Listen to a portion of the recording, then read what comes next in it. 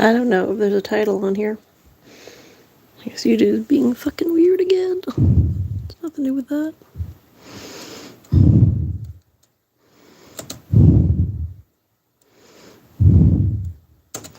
Title says it. I feel anxious enough I want to throw up. But that is not an option. Not yet. Anyway, if you're new to the live stream, hi. It doesn't get more exciting than this. I'm going to sit here, I'm going to do some sewing, and watch something on the TV. You're welcome to hang around or stop by every once in a while to see if I've sewn through my fingers or if I'm just giving up on life and sitting here crying. I'm 50-50 at this point. Anyway, guys, back to the nightmare. Analog horror series we've ever covered has even more videos and even more mysteries. And we are finally digging into its newest release. And this story is so much darker than I ever expected.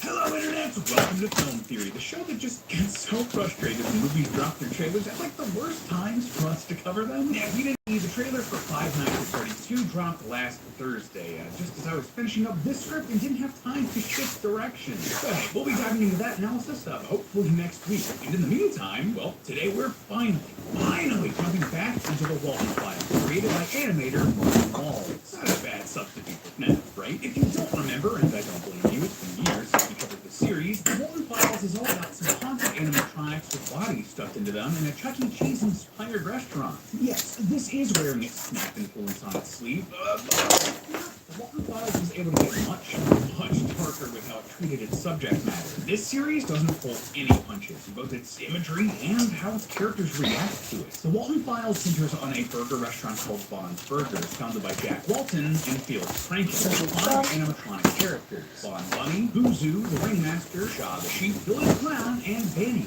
another rabbit, don't question it. But of course, something goes terribly wrong in the restaurant, as there's a string of disappearances and deaths that eventually lead to it closing, being reopened years later, and, of course, more deaths. We're seeing all of this through the eyes of our main character, Sophie Walton, last surviving member of the Walton family, who has repressed these dark memories, still being chased by the monster that killed the other Waltons. All of the uploads in the series are actually tapes put together by a mysterious character named Anthony, as you see in the description of each YouTube video.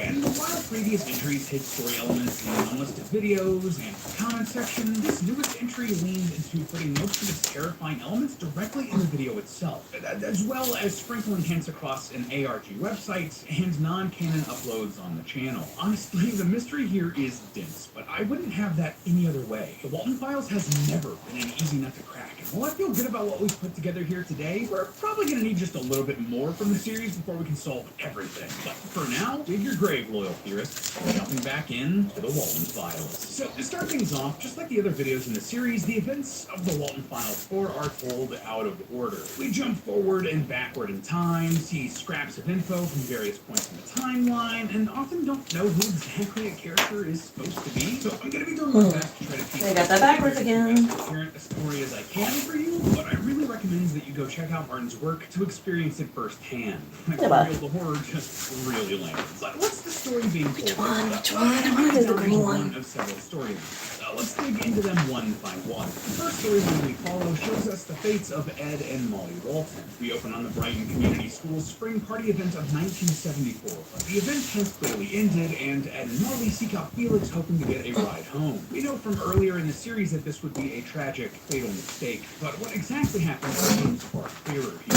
For instance, we hear more about Felix's drinking problem.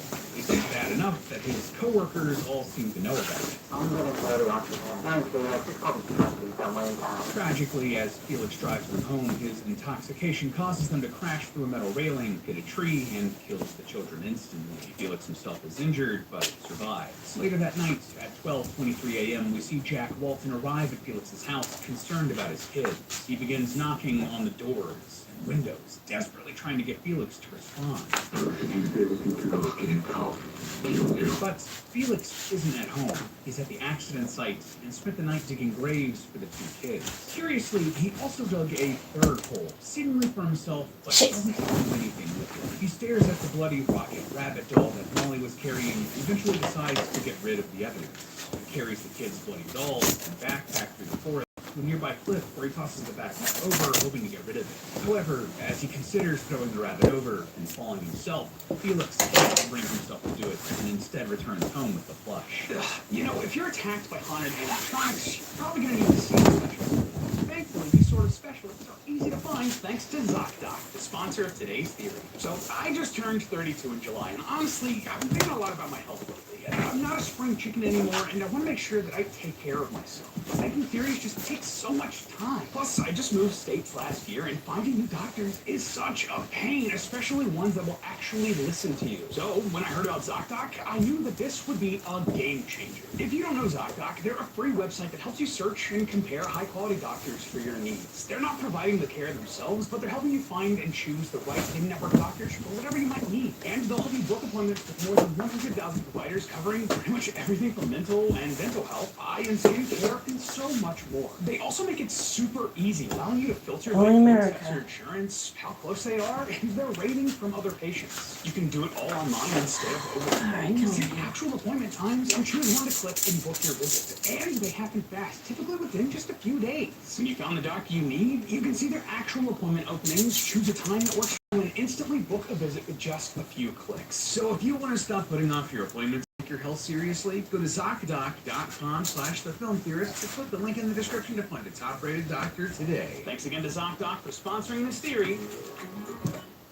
Now, let's jump back into the Walton files. At his home, we hear that Felix is overcome with feelings of guilt and it's affecting him deeply. I haven't been able to sleep since last week. He finally tells the Waltons what happened, about the accident, and the family holds a private funeral for the children, but their bodies are never recovered. The fact that it's still buried down there haunts me every night. Understandably, the Waltons despise Felix now, and his life begins to disintegrate. I have no idea what's going to happen to me now. My life, my business, everything. And this isn't the only thing haunting Felix now. When Rosemary Walton asks about the Rocket Bunny doll, Felix lies and says that the kids left it at school, but instead, he took it home, and it's in his house. But it isn't alone. We see a shot of the doll in Felix's house, and if you look closely at the glass window behind it, you can see two faces appear from the darkness. The spirits of Ed and Molly attached to the doll and haunting Felix, just like we theorized earlier in the series. And what's even creepier and much worse, the spirits knock on doors inside of Felix's house and call out to him. I don't know about you, but I would be freaking out if I heard this. Felix then opens the door, but only finds the doll. Begging for this nightmare to stop, Felix eventually brings the doll into Bond's Burgers, at the very least just to get it out of his home. Creepy stuff. And thankfully, the second storyline we follow here is a little bit less terrifying. Well, mostly. Sprinkled throughout the video are tapes describing how the animatronic characters in the showstoppers were designed and created. For example, we learn that Rosemary Walton, mother of Ed and Molly, whose soul is now trapped inside of Shaw the sheep, originally designed the characters. She's the one in charge of making the final design that would later become the characters they are today. We then jump to a technical test of a new feature of the animatronics, facial recognition. During this period, we hear two technicians talk about the technology, the Felix, and the tragedy surrounding Ed and Molly. And both of the technicians are actually characters we've heard of before, Susan and Charles. If you don't remember, Susan was a character we met earlier in the series, the main technician for the animatronics who was killed. Maybe, it's unclear. She should be dead, but might also still be alive in a weird, undead way, and has somehow possessed Danny the bunny. Likewise, Charles is a character that has also been missing since around the time the restaurant shut down. This video gives us a bit more insight into the pair and a bit more information about how and why they vanished. Well, at least for Susan, but we'll get back to that in our third big storyline. Anyway, through Susan and Charles, we learn that the animatronics have a pretty advanced facial recognition system installed, which honestly is, pretty crazy for the 1970s. That's some space-age sci-fi technology. Definitely not a story written by anybody from that generation, or even the early And 90s. if we introduce this new feature, we have to use it for a scare. We hear a conversation from Susan and Charles about the tragic deaths of Ed and Molly, and the two comment about how they don't believe Felix's story. Okay, Felix's story.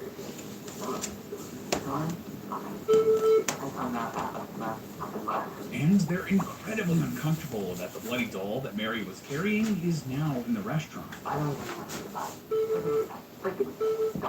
and honestly, it's for good reason. After the pair leave the room, the doll starts moving on its own, approaching one of the animatronics. The facial recognition software runs, detecting two faces, and though it originally can't identify them, it eventually settles on Ed and Molly. We also see two blue squares on the map of the restaurant here, which I assume represents the two spirits, though they were represented by the color red in earlier videos. Not sure why that changed. Anyway, the third big storyline in this video... I am overthinking everything and I can't even do this right. Yeah, we actually finally see what happens here in part 4, but we're getting ahead of ourselves. At one point in the tape, we see some text burned into the screen. It's flipped, but when you orient it right, you can see that it's a letter addressed to Felix, concerned about the disappearance of Susan and questioning if Felix had any involvement in it. And though Felix is definitely shady and responsible for multiple deaths already, well, what happened to Susan is much, much worse. In another strange moment, we see a top-down view backstage of the restaurant, and a mysterious ghostly figure wanders onto the screen. We actually see this guy a couple other times in the video. It's so simple and I can't seem to do it. This is our clearest view of him so far. The spirit wanders over to the Bond animatronic and enters it, taking possession of it. It's clear we can't seem to get it right. Spirit haunting. All right. We then see Susan enter the backstage area, and start from the beginning then. Are absolutely brutal. Like, I'm not sure we can show most of this on YouTube. Brutal. Susan searches for something in the backstage before she's ambushed by Bond. Bond breaks Susan's neck and disfigures her face, taking the lead in his work before dragging her deeper into the darkness. Later, we see Bond stuffing Susan's body into the banny suits, the whole thing witnessed by the spirits of Ed and Molly. All of a sudden, we cut to this strange scene, a field of grass with a white sky. If I were to guess, this is some sort of purgatory. We see the spirits of Molly and Ed arguing here, debating if they should help Susan before Susan's spirit also enters the scene. Here, we also see the evil white spirit, who introduces himself only as Bond. Really confusing that the spirit who possesses the Bond animatronic is also named Bond, but they're like two different entities? But hey, you can't win them all. Anyway, Bond promises that Susan won't die. Don't you worry. You're in safe hands, Susan. Welcome to Wonderland. Bond insists that Susan is still alive. Her heart is still somehow beating, which lines up with what we saw in previous incidents. Steve also explains that he likes to fix display Susan, not her to fix Susan by forcing her into fanny suits, which she seemingly accepts. This is how Susan came to possess. There's your problem right there. Her own eye looking out of Banny's eyes. Your hands for it. Signed up. I deleted Garrett. I need a different marker. Where's all of the markers? Right over here.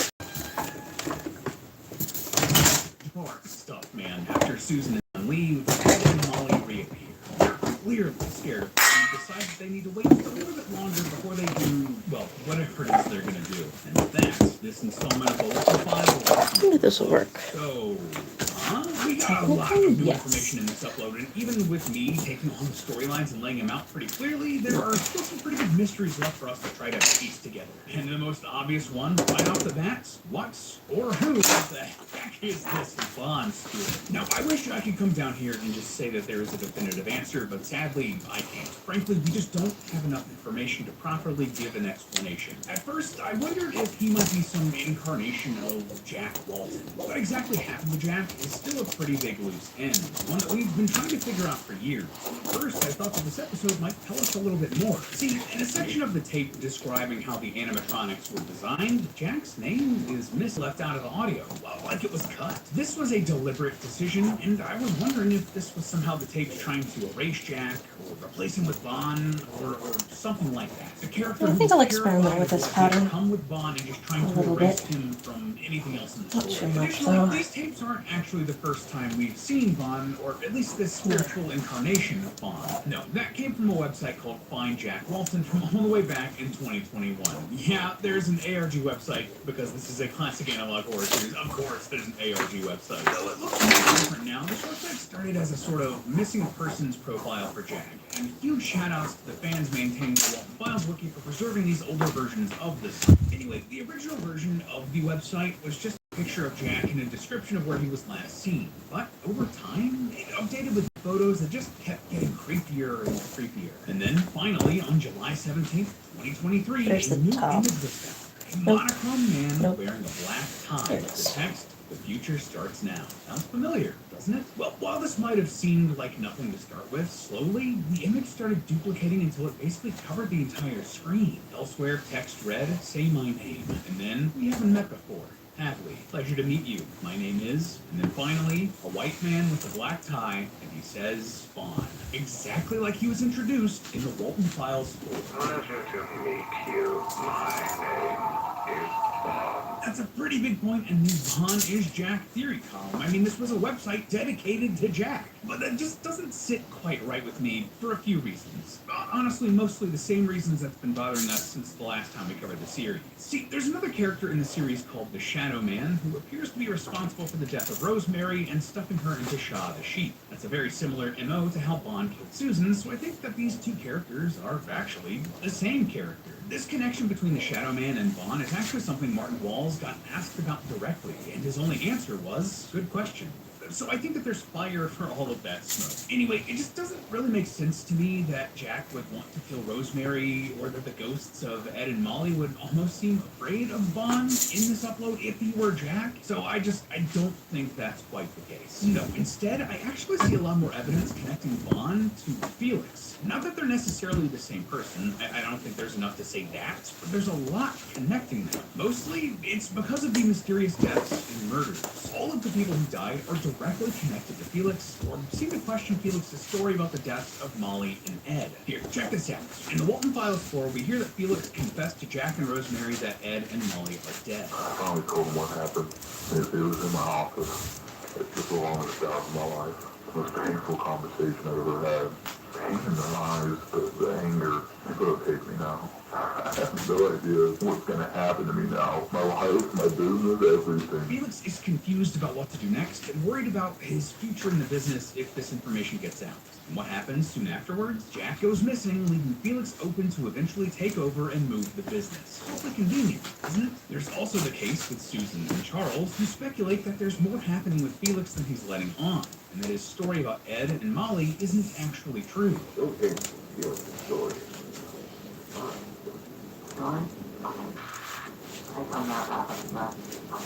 And again, they both disappear or die. In fact, other than Sophie, who absolutely is a target, the only person central to this story and the deaths of Ed and Molly that we get no indication has disappeared or has been killed is Felix. If Bond had some other reason to want to capture or kill or torture everyone involved with Bond's burgers, either as an act of revenge for the deaths of Ed and Molly or something else entirely, then why is Felix, the co-founder, who revived the restaurant after it closed the first time, and the person directly responsible for those deaths, not targeted? That doesn't make any sense. I don't believe that we have enough information quite to really figure out why or how exactly Felix and Vaughn are working together, or even if they're doing so intentionally, but something is happening. And if I had to bet about where I'm the gonna story say would go split next, personality. the He's Waltons both characters. tie up that last loose end for Felix killings of the Walton kids, Sophie Walton. Yeah, as of the ending of the Walton Files 4, Sophie is the last member of the Walton family that's Try that. hasn't disappeared. But that doesn't mean she isn't a target. In the Walton Files 2, we hear a list of people that appear to be targets of the spirits. As of right now, Sophie's the only person on that list who's still alive. And as we discussed in our last theory, Vaughn is using the game Bunny Farm to try to jog Sophie's memory and lure Sophie towards death. Plus, in the very first Walton Files episode, we know that the security guard Brian Stells was killed because Vaughn, quote, "he thought I was her." Brian was wearing a uniform that Sophie also used to wear, but what becomes even more interesting when we know why this mix-up happened. If you listen really closely to a conversation between Susan and Charles in the Walton Files 4, we get this little tidbit of information. Oh,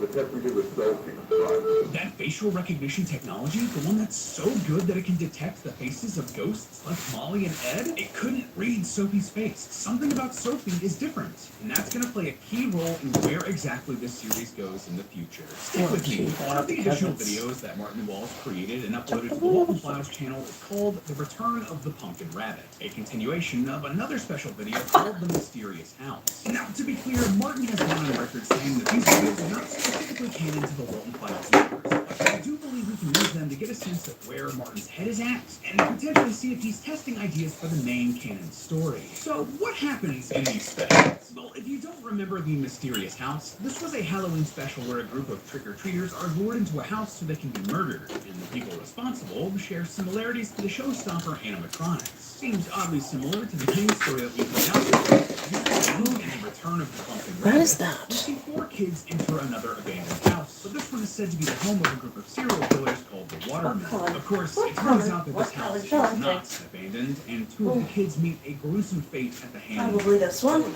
But this story does end on a somewhat lighter note, when the main character Jay uses her lighter to set fire to the Watermen's photo book. This has photos of the victims inside and invigorates their bodies to rise up and fight back. They then kill the Watermen and end the nightmare once and for all. Now again, I cannot stress enough that these videos are not... I have enough of you!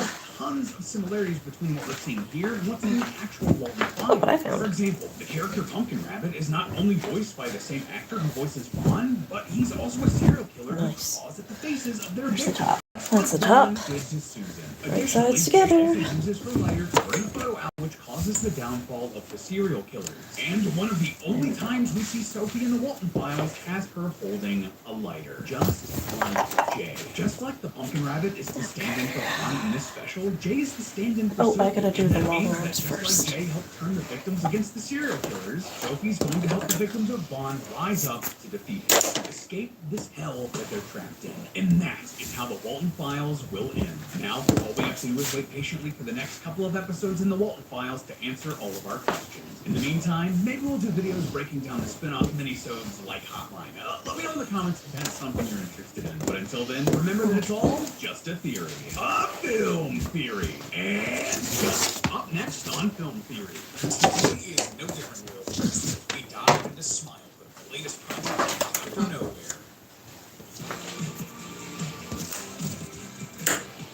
Okay. That's right. With IXL, there's an endless number of skills that match exactly what my kids are working on. What's the title of this? Stressed and Anxious. Good. Wasn't sure if it'd actually stick this time around. Yes! Yes! IXL helps our children learn at their own pace, starting off with easier questions and slowly moving to harder ones when they're ready. With IXL, children never feel stuck or frustrated. And if they miss a question, it's not Oh, hush. provides an immediate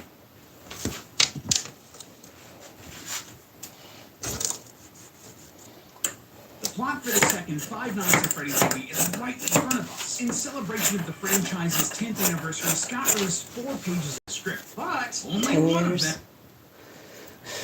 Alright, let's find something to listen to. Sure, we'll go with the Millennial story. It's a Gen Z stare. Millennials are saying one thing and Gen Z is saying another. But who's right? Is this really a new trend at all? Hello, Internet. Welcome to the Style Series, the show that has eyes on you. Oh, sorry. Am I making you uncomfortable? It's just my Style Series stare. I'm working on it. Why? Well, the only thing I've been hearing about for the last week is the Gen Z stare. It's a trend that is literally everywhere. There's a new phenomenon looking at it. It's called the Gen Z stare. The Gen Z stare? The Gen Z stare. This is the Gen Z stare. People have been talking about the Gen Z stare, the Gen Z stare. So, of course, we also need to talk about it because no one can really decide what the Gen Z stare actually is. Millennials say one thing and Gen Z says another. The reason we were staring at you like that is because whatever you just said or did was stupid. The Gen Z stare is not just a disassociation because somebody came into your work and said something stupid. Okay, I see that this is a... I see a trend. It's something stupid. With a lot of feelings all around. But the one thing that we can seem to mostly agree on is that Okay, this is so that's gonna be... described as a flat stare with potentially raised eyebrows. But not like Vulcan raised eyebrows or like Botox raised eyebrows. But without the Botox, probably. Again, again, I say mostly because even this part of the conversation is highly debated. But overall, it seems to be the most universally agreed upon description of the stare. Also, I have to tell you this because as I was writing this episode, I was telling my mom about it, and she turns to me and she just goes, "Oh, the Amy expression?" Roasted by my own mother. Anyway, even within their own groups, millennials and Gen Z can't seem to agree upon one definition of this stare. And I know this for a fact because you told me. Over on Instagram, I gave you all a pop quiz to try and suss out what people thought the Gen Z stare Shouldn't be this complicated. was. And the results were very revealing. Yeah, turns out that people have opinions. Who would have guessed? Well, there were a number of Fucking whore. Goddamn motherfucker. The rest of the had a lot to say. I don't know if I've ever gotten this many responses to a question on Instagram. You all went off. I fixed it. But after gathering all the data from your responses, as well as doing a deep dive into the rather intense subject, I was able to provide the answers for what is the Gen Z stare into two main buckets.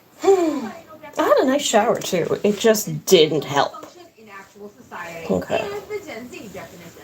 You asked a stupid question. Now there is a little bit of overlap in these buckets, but it does raise a bigger question. Who is right in this scenario? Millennials or Gen Z? We'll have to take a closer look. Hi, this is Amy from the future. I need to tell you something very important, okay? Okay, This has to stay just between us. There is a secret third answer. Something that could flip the table on this entire conversation. But you will need to stay tuned to the end of the video to find out.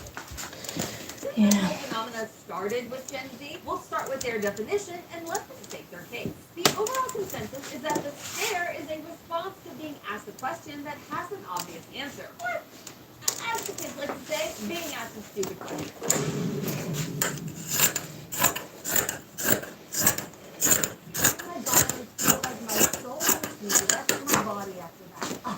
Okay.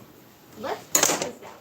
Starting with who exactly is Gen Z. Gen Z is the generation born roughly between 1997 and 2012. So there is a little wiggle room on here for that millennial or what exactly do we call Gen Alpha customer? Is it Alpha Zoomers? Gen Alpha? Is it Zalpers? Zalpers? I'm gonna go with Zalpers. This makes the oldest Zoomer around 28 years old. Yes, I'm gonna stop you right there. 28 years old.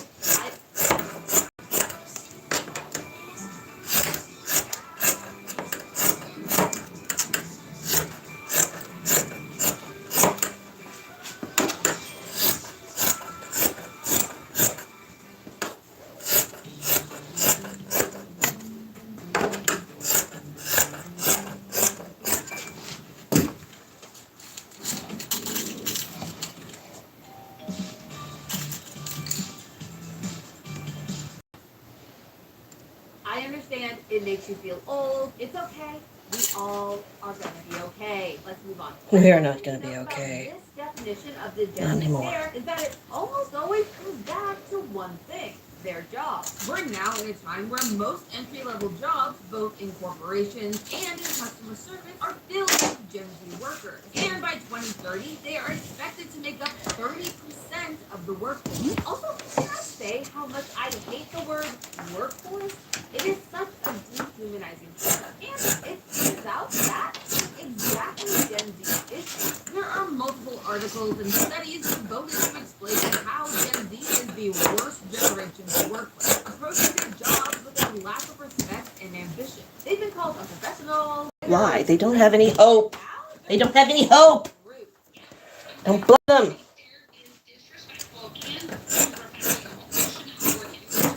I'm gonna stop you right there because you just said today's secret phrase. The Gen Z definition centers around their experiences working with customer service. Whether it's food, retail, or something else involving communicating with customers, this is the uniting experience behind this definition. There's just one issue with this definition of the If I didn't have medical issues, I would be a fucking hermit. In fact, this look has existed since the dawn of capitalism. As the ancient text reads, if thou dost they say customers who don't ask a question so regarding a field that the service itself does fall in its rotation as if to say, did thou just say it?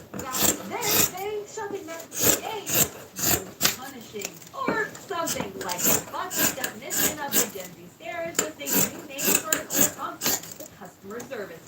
While Gen Z is now discovering the ways of dealing with, let's say, difficult customers, it's not a new concept. You can find Reddit threads, chat groups, and BuzzFeed listicles from years and years ago, all talking about the same experience. Have you ever heard the phrase that customer service? Also, that customer is a worker at the having worked 8-hour shifts for days, answering the same question Legs are done. over and over and Body, over legs. again. As someone who worked in customer service for over 5 years, I can tell you there were plenty of times where my face said everything. And there were definitely times where customers got mad at me for not going above and beyond for them. Which is to say that I couldn't give them exactly what they wanted. There's only so many times that you can tell a parent that no, their child cannot take it for free because this is a bookstore and not the library before you kind of want to give up on humanity.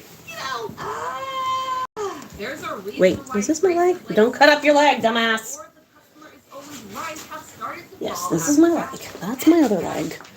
This is my scrap, and that is my scrap. In March of 2024, that was actually a slight Okay, there dissecting the original quote. You know, the one that goes, the customer is always right, in terms and space. Meaning that if, say, you are working at a coffee shop and you recommend they order a mocha because you think it's great, but they think that mochas are gross, then they are right, and they shouldn't order it and spend their money on something they won't like. Yes, that is literally the only thing this phrase means. But the modern interpretation, the customer is always right, period, gives all the power to the customer, leaving no defense for the worker, which they are pushing back against. Workers, whether they are Gen Z, Millennial, or other, are redefining the expectations of what good customer service actually means. So no, this is not a new phenomenon. There are literally emojis that have existed since the beginning of emojis that depict this face. However, it is the first time that millennials have been on this side of the conversation.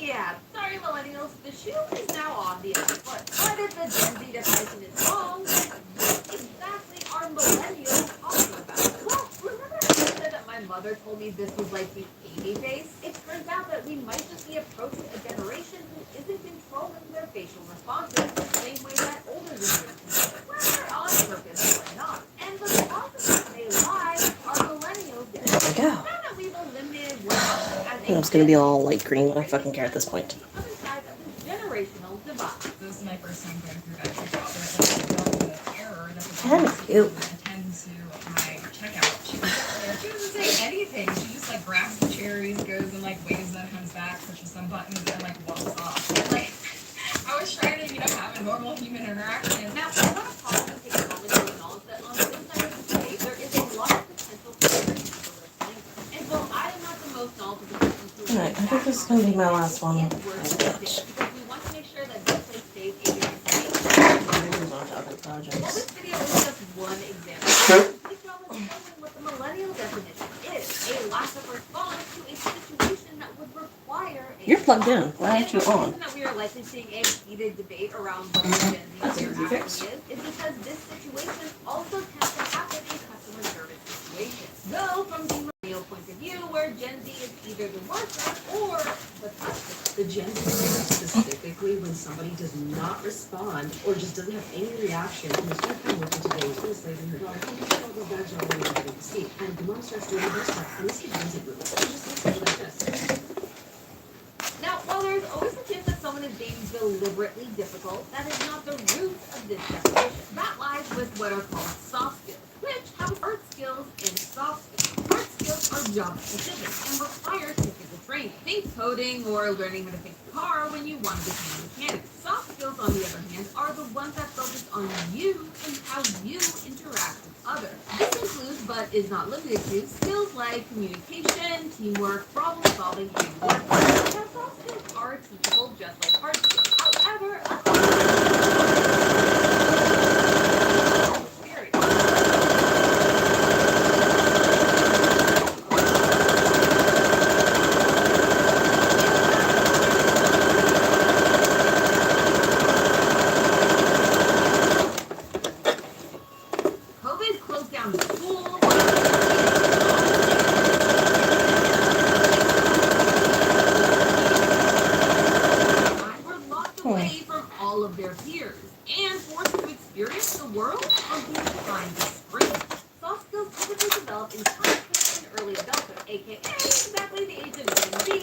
COVID hit. However, in terms of soft skill development, COVID did not hit all of Gen Z equally. Growing up, we used to go to McDonald's, and my parents really encouraged me to be the person who would walk up and give the order.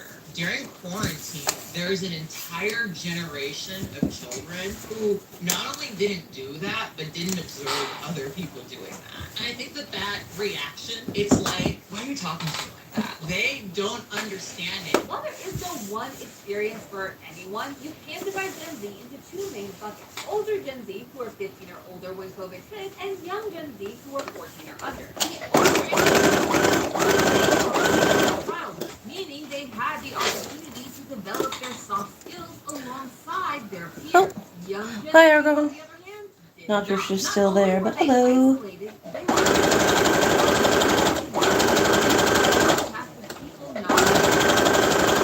It doesn't get more exciting than this. This is it. New concept. Gen Z is the first generation like computers and phones. Someone said, they're so nervous to engage offline. It's almost like they were locked inside during the most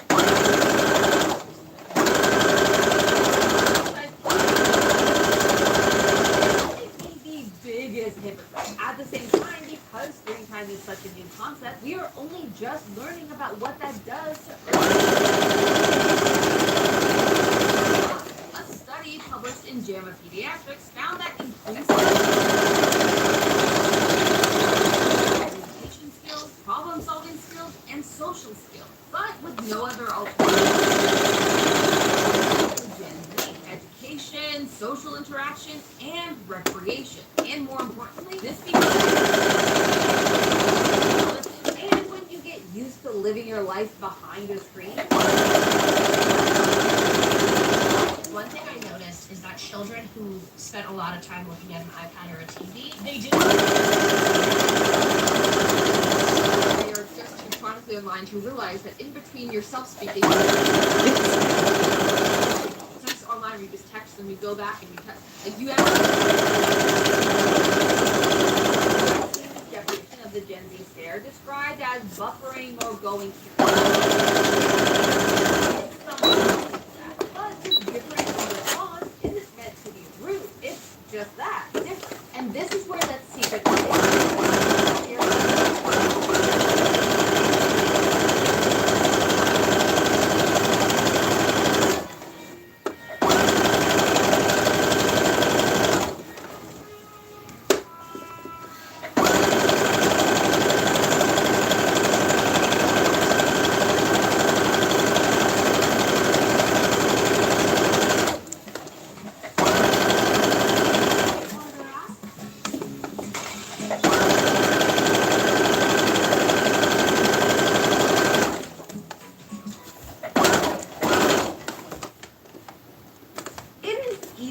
almost too easy to turn a group of people into the bad guys, and to turn a conversation from friendly banter into more of a Gen Z debate down to one, the younger generation is angry about the state of the world. Two, the older generation expects the younger generation to uphold their version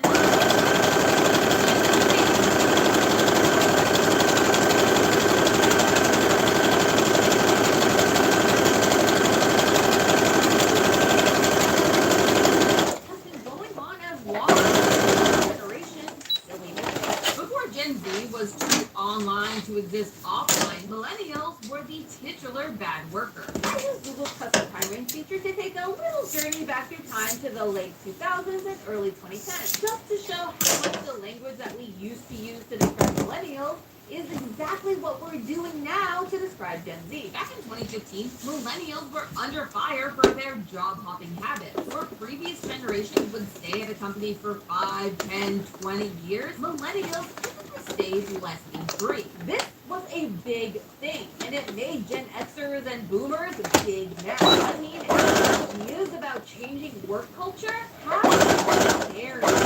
Then millennials were famous for things like having a desire to have a better work-life balance than their parents, or being dependent on the technology that they grew up with, and for having shorter attention spans than previous generations.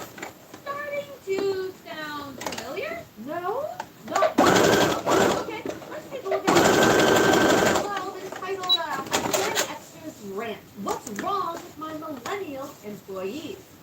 was a real article and see what their key problems were with those pesky millennial workers. Here on my list of grievances, they're cocky.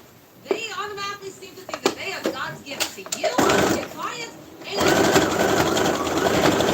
to others in a condescending tone or talk back to you. They take things for granted. Millennials seem to think that someone should have rolled out the red carpet for them the moment they talked at us.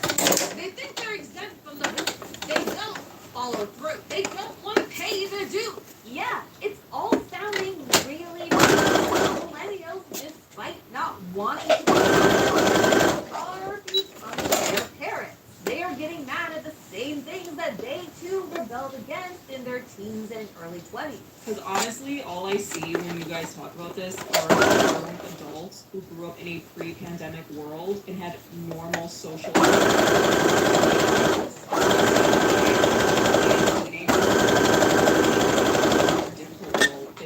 Millennials are starting to do the same thing that Gen X and Boomers did to them, which is built by the younger generation for not doing exactly what they did. They're mad Gen Z. I don't want them to do what we did, because obviously what we did fucking failed.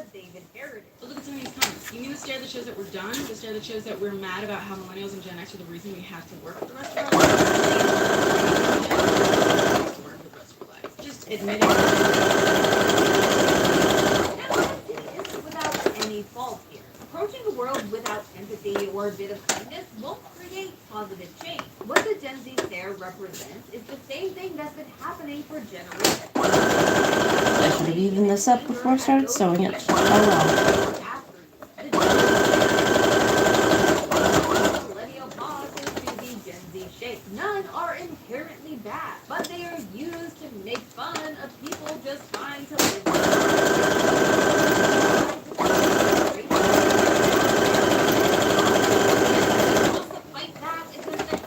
They've been dealt the bad job market, the economic dip, the political or they really have themselves. Their actions, their reactions have to decide how they are going to work. Generations claim that they inherited from previous approach it with empathy.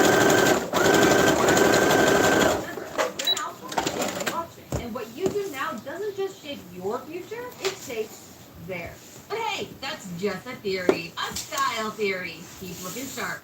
Coming up next on Style Theory. Who packs the best bag? Millennials or Gen Z? Today we're taking the question of what's in my bag to the extreme. To find out who's I don't know which side is the top. Oh, it is this one now.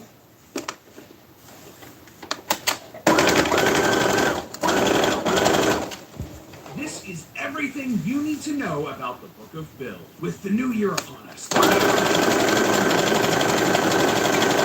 For something new, I wanted to take all of our everything we've done for the Book of Bill so far and put it in one place for your tossing in a couple new mini theories too, but you'll have to watch the Bill and this ARG. Y'all crushed it, and we couldn't.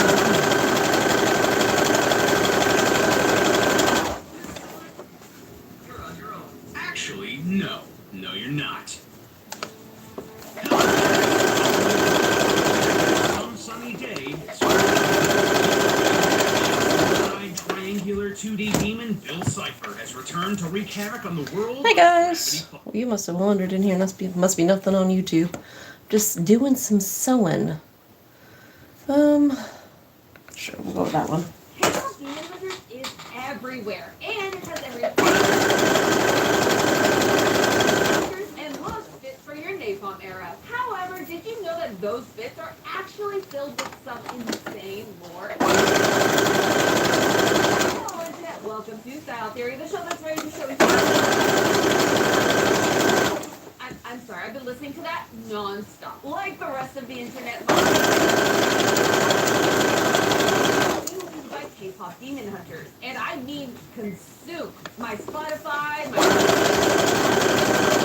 are all focused on this movie. Also, can someone tell me quiz or telling me that I'm mystery?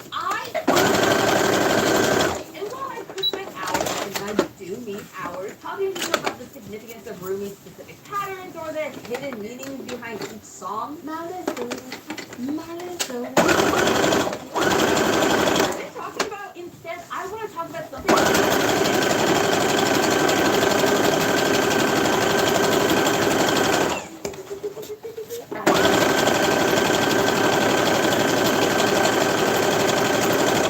Love letters to K-pop fashion. Every single outfit was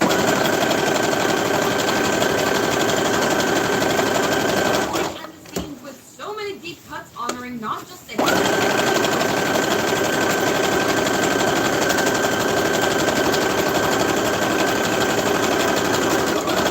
from Roomie to Genu, OGs to the potential sequels, we are going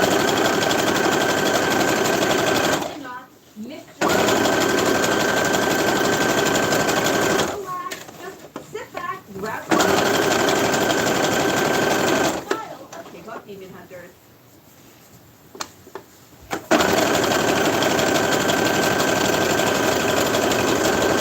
Kind of sheet blanket that covers the world and protects it from demons.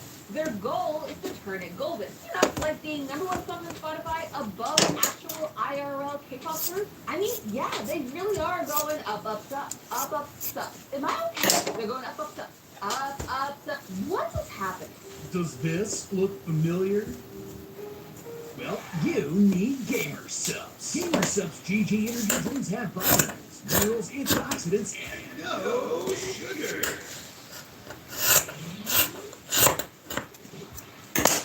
Get the energy that you need to marathon watch something like, say, Style Theory, and get a sweet discount. Go to gamersubs.gg/stylequeen and use code StyleQueen to save 10% on your gamersubs order today.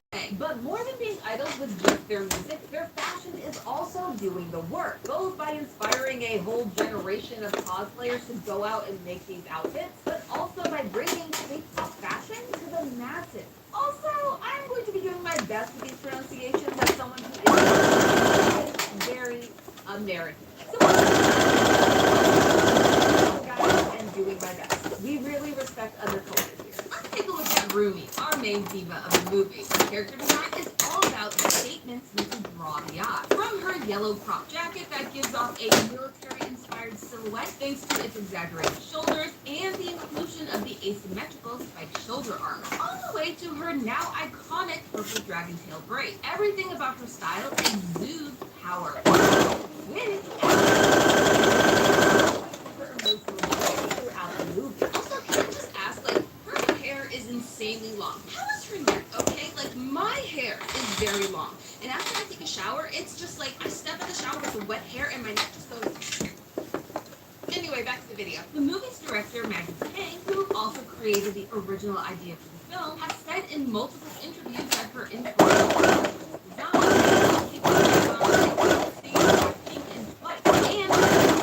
is the most obvious Roomie. Roomie also shares a lot of similarities with Blackpink's Jennie. Specifically from one of my favorite eras, Feel This Love. Hit you with that do-do-do. Jennie not only rocked a very similar looking braid, but her arguably most iconic look of the era hit all the same elements as Roomie's. From the accessories that feel like they would fit right into Roomie's closet. I mean, high neck sleeveless crop tops paired with high-waisted shorts are worn by Roomie multiple times throughout the movie. And you know that the mugs are mugging, baby. And like Jennie in that era, most of these looks are paired with some type of content. Listen, we all know, and yes, this is only selection. However, the addition of combat boots really gives Roomie a very modern aura. You see, in the early 2000s, popular groups like Girls' Generation typically wore high heels. Very, very high heels. It was a time of hyper-femininity, both in K-pop and pop music as a whole. But as time went on, it evolved into popular footwear. This meant a rise in boots and sneakers as streetwear moved from niche into mainstream. Roomie also featured some inspiration from Alexa, the white outfit, the purple hair. Then we have Zoe, the writer, the rapper, the living embodiment of me when these scripts are not coming together.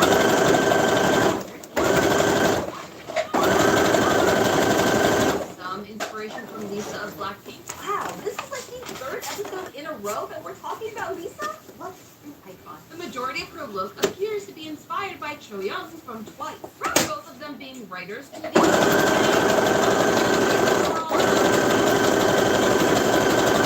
is clear. I mean, just look at this comparison made by a Threads user. It's undeniable. They share a style that mixed with or if you take it other Easter egg. The suspenders. This is very likely a nod to Kara, another girl group that premiered in 2007. Specifically, they in the music video, as well as a number of albums that featured it. The group wore crop tops paired with cargo pants, sneakers, and yes, suspenders. I mean, check, and Which, let me just say right now, okay? If I am anyone in this movie, I am maybe something mystery. Okay, you hear me, horoscope accounts?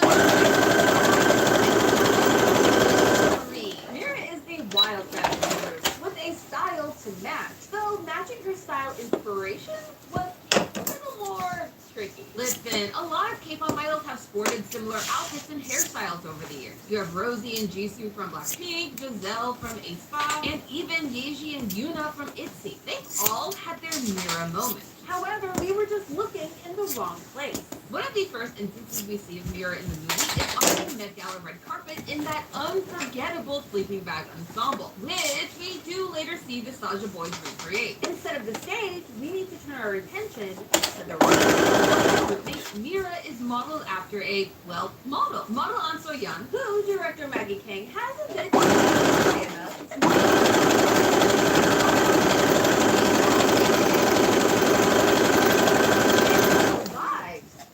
immaculate. And as a group, their looks pay homage to all of the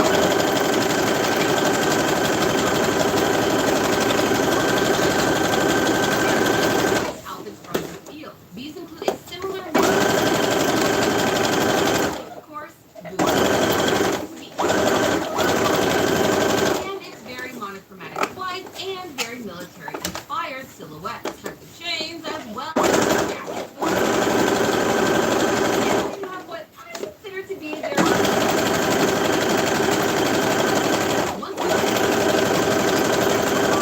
marching band inspired silhouette, and it actually seems to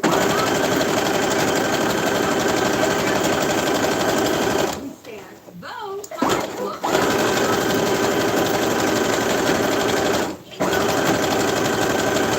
inspired by Korean history. These looks are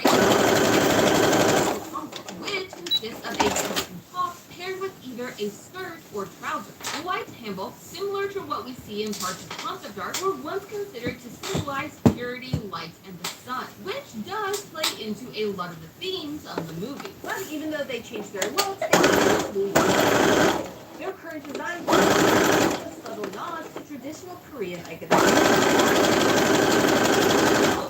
Especially on Roomie's jacket, are directly inspired by Daejeon, which is a colorful art style found on many ancient Korean known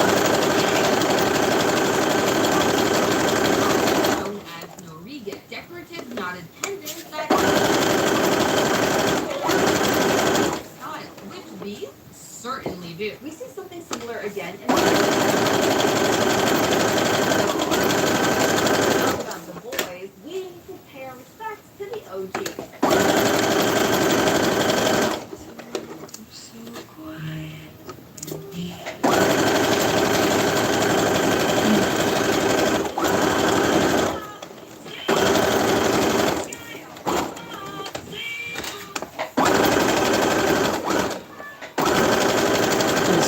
Shein does not like this fabric.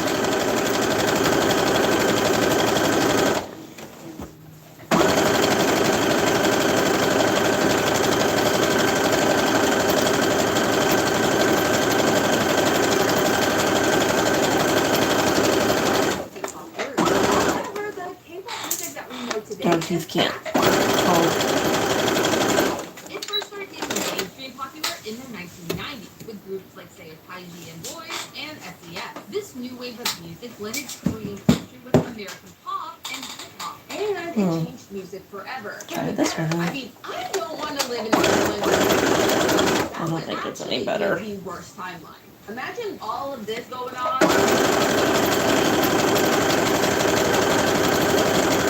Be a horrible timeline. But before K-pop was K-pop, Korea still had icons. A blink and you'll miss it moment. As we learn about the Hanmoon, we see flashbacks to all the girl groups.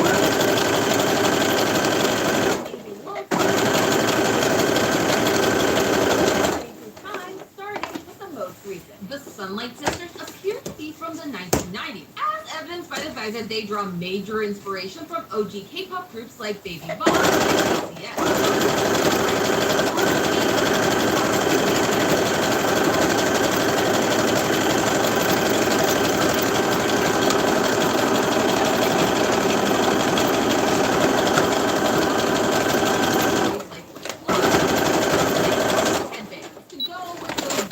And bob hairstyle. And then our next group is clearly inspired by the 40s and early 50s, with their victory rolls and their fitted dresses that include details like sharp shoulders, button closures, and tails.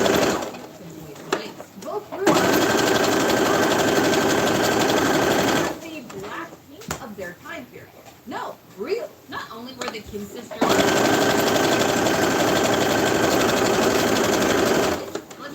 was extremely hard to do.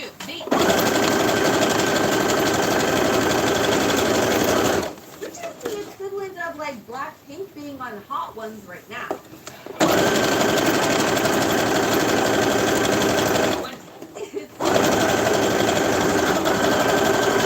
And where they're all key components of the Japanese. And we have the it looks like they come straight out of the history books. In an interview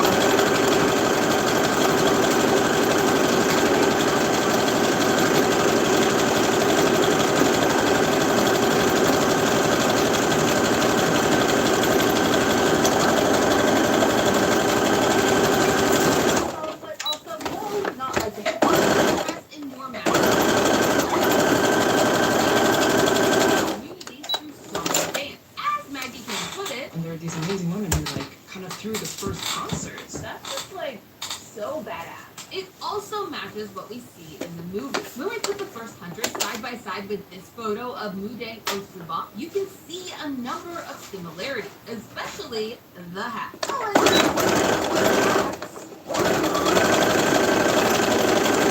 A new boy band that's ready to steal our hearts and our souls.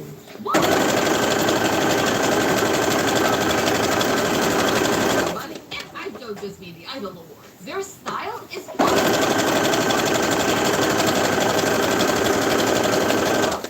bubbles. In their human forms, the Sasha Boys are what K-pop fans pretty as a flower. What this actually means is that their appearance is very clean. And overall, they appear very innocent. Okay, seriously, do I look like this guy? I don't care.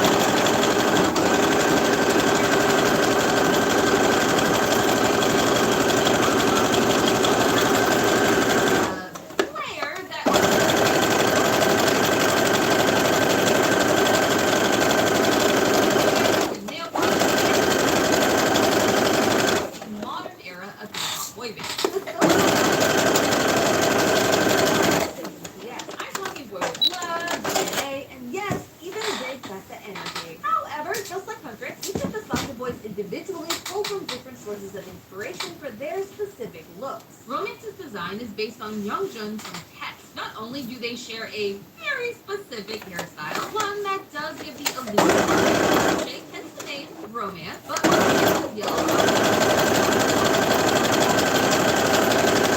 And in his demon form, well, game, sex, match. Jake has the deepest voice. He's what K-pop fans refer to. Often be rappers of the group. According to the film's character design. Yeah, okay, I see it. I really. So, let's move on to.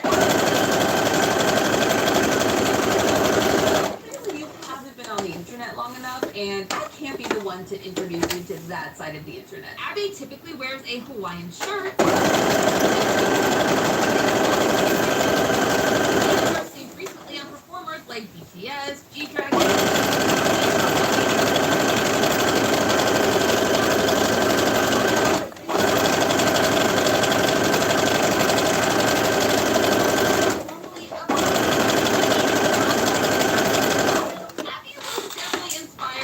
Some of Wonho's poses.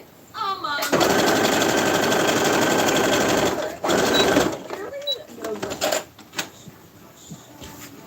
yeah, moving on. The next up is mystery. My rival, the bane of my existence, the one that everyone on the internet seems to think is just so weak. King said in her fourth interview, nowadays one meant to be your general mystery anime boy archetype. Okay, wait. Maybe these do.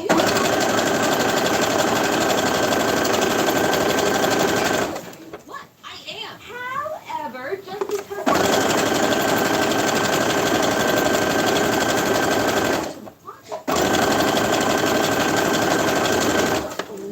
not only has Junji Rock a similar hair color to Mystery before,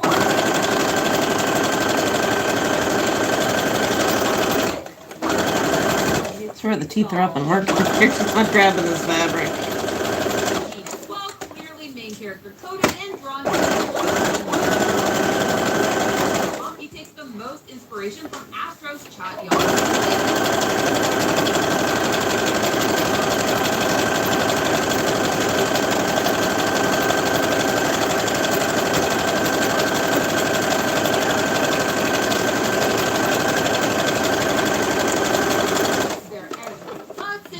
Was meant to have a Sasha Boys has the natural hair. Hang also cites actor Nam Joo-ho as part of building out his overall appearance, who just so happens to be known for playing leads in romance-themed K-dramas. let's see, inspired by romantic leads, classic looks, great singing voice, perfect loving, while being a huge dork. I we all know it. Have a dark side, and their demon looks contain even more hidden meanings and ties to Inspired by the Joseon dynasty, which spanned from 1392 to 1910. This was modern which makes sense considering the that we saw in what, 400 years old? That's tall, flappering black.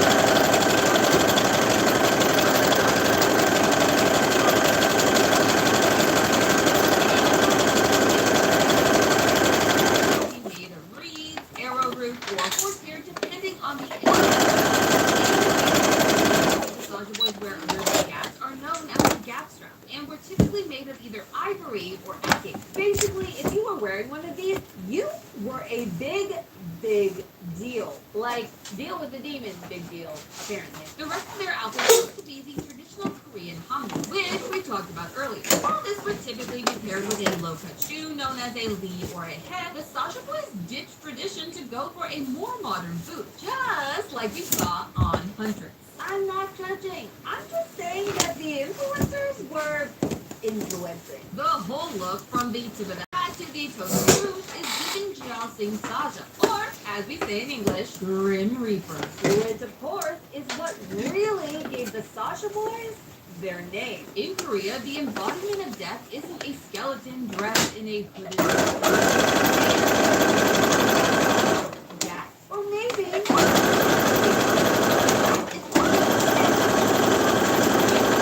art form has been around for decades, and given the success, as if we got a sequel, prequel, or even a TV series spin-off. it's going to be filled with even more history. Titles we love. Just a theory. A start. Next time on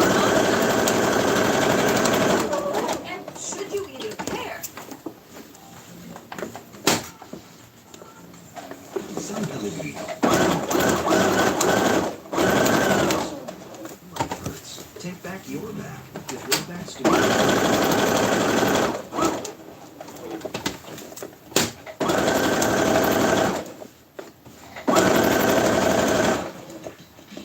Yo, let me get some of those crackers. They're not crackers. Yo, can I have some snacks?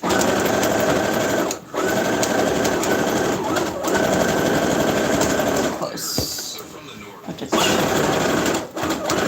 Fierce, like all expectations. They're crispers. They never swear.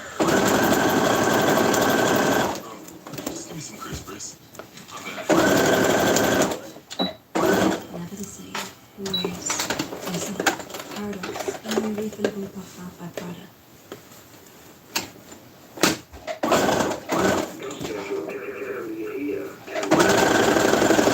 Fuck off! No.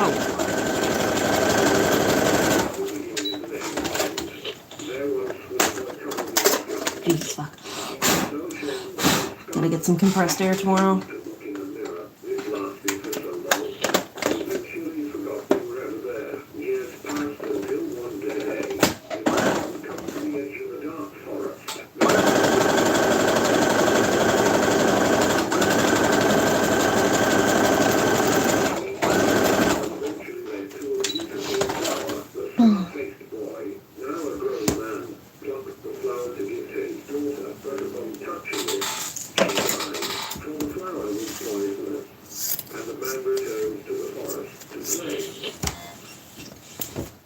Hello, Internet. Welcome to Game Theory, the show that encourages you to keep your mask off. Ladies and gentlemen, it is time to conclude the year of now. With Tales from the Pizzaplex books releasing it.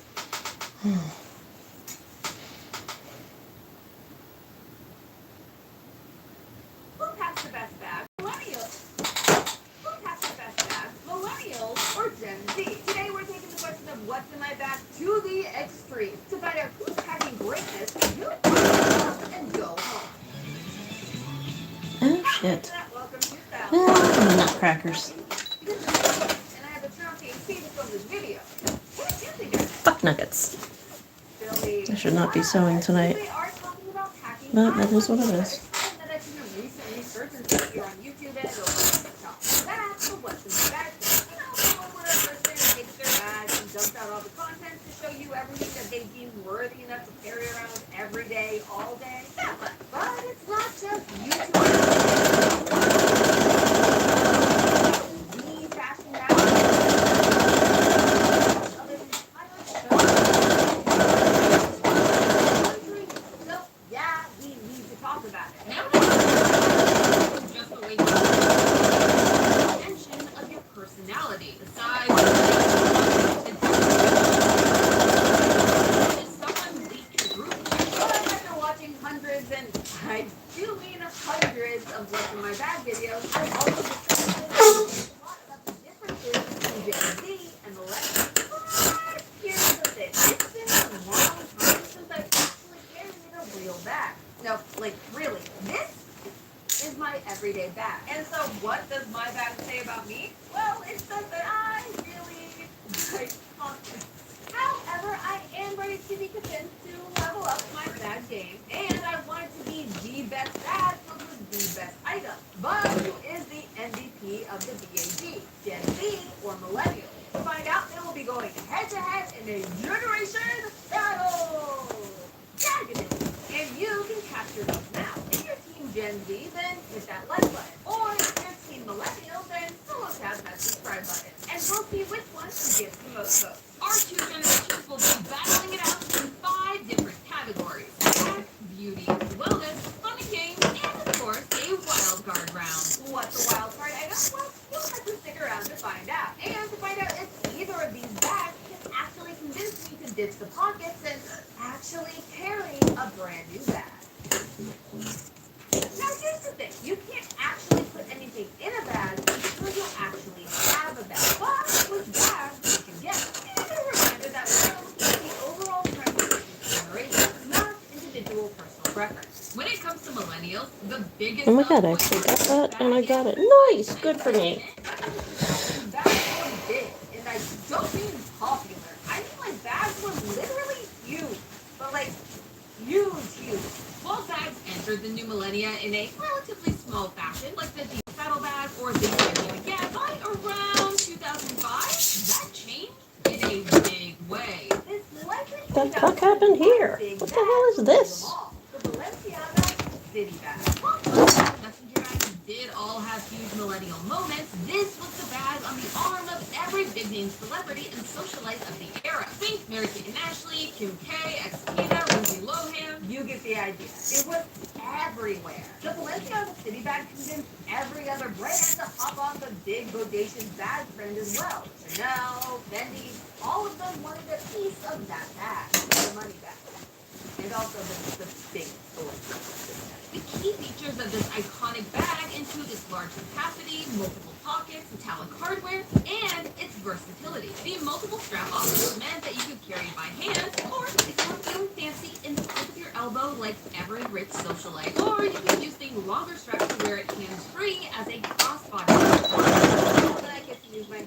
My purse is a crossbody because if I fucking carry it in my hands, it's gonna get left in somewhere. Bags are still present in the millennial. Medium-sized waist for episode of Vogue in the Bag. This is like Mary Poppins' bag. And Emma Watson brought a bag big enough to hold not one, but two other bags. Big bags also show one big personality trait of Teen Millennial. They want to be prepared for any bags aside from for any situation. Yeah, it had a revival There we go. this year. Yes, in 2025 you can still find the Balenciaga City Bag on the arms of people like Super Cray and Bella Hadid. And you know what? That seems like a pretty big win for millennials already. So let's put a point on the board for that. Now the actual Balenciaga City Bag is a little out of my price range because the price tag apparently is bigger than the actual bag. But I did find a stand-in that takes all the same boxes. Da da da da da da da. Isn't she pretty? Just like the Balenciaga City Bag, it has two strap options, internal and external pockets, and the capacity to carry a small zoomer. Look at the Ash in this bag. Hey Ash! Hey friend! How do I get out of here? Our bag's gonna go right up here on our stand. Look at that!